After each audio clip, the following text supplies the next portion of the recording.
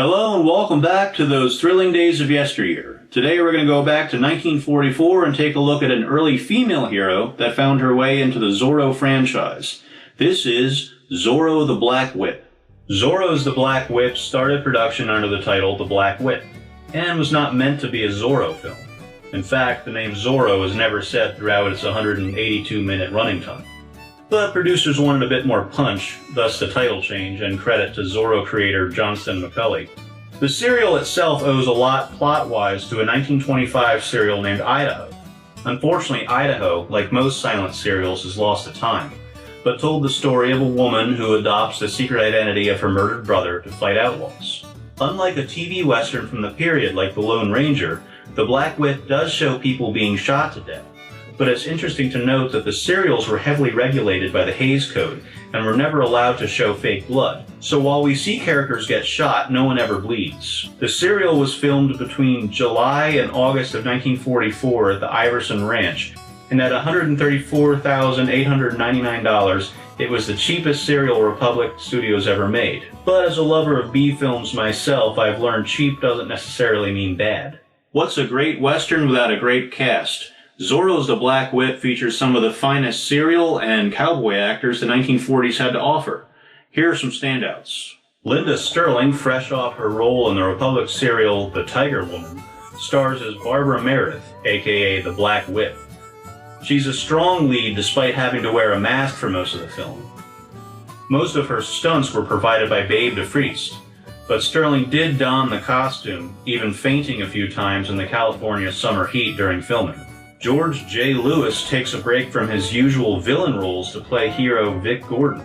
This wouldn't be the only time that Lewis was in a Zorro project. 13 years after The Black Whip, Lewis played Don Alejandro de la Vega on Disney's Zorro, starring Guy Williams. Francis McDonald plays our villain Dan Hammond.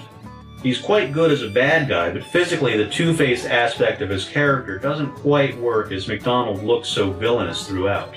John Hamilton plays a settler, Mr. Walsh, in a bit part that was a pleasant surprise for me. Hamilton, of course, played Daily Planet editor-in-chief Perry White on The Adventures of Superman, starring George Reeves. In fact, both George Lewis and Francis McDonald appeared in the Adventures of Superman episode Test of a Warrior. Great Caesar's Ghost. So let's see if Republic Studios delivers another great serial. Let's jump right into Zorro's Black Whip. Zorro's The Black Whip was released on December 16, 1944. It's 1899, the territory of Idaho is facing a vote on statehood, and most of the settlers are happy. But with the threat of statewide law enforcement, the outlaws will do anything to stop the vote.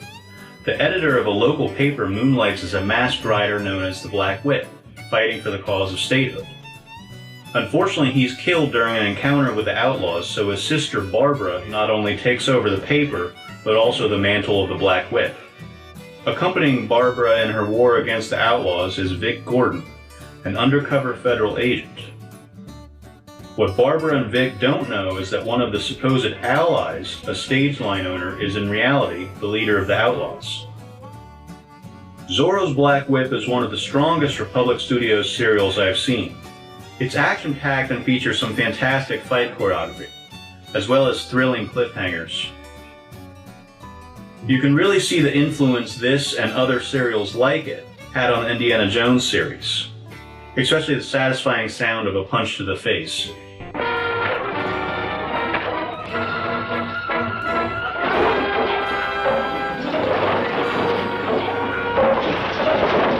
With two heroes in this serial, the Black Whip and Vic, it's nice to see the writers were able to equally divide screen time between the two, allowing them to work independently of each other.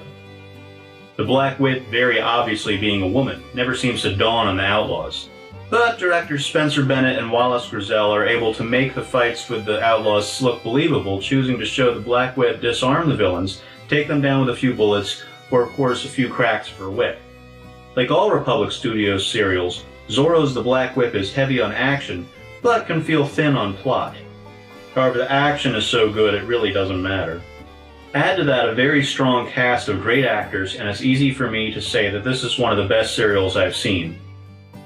I can't recommend this one enough.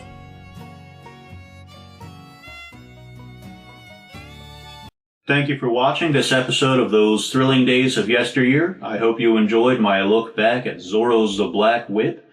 If you want to be kept up to date as to when I release a new video, go ahead, hit that subscribe button. I'm Brian, and I'll see you next time.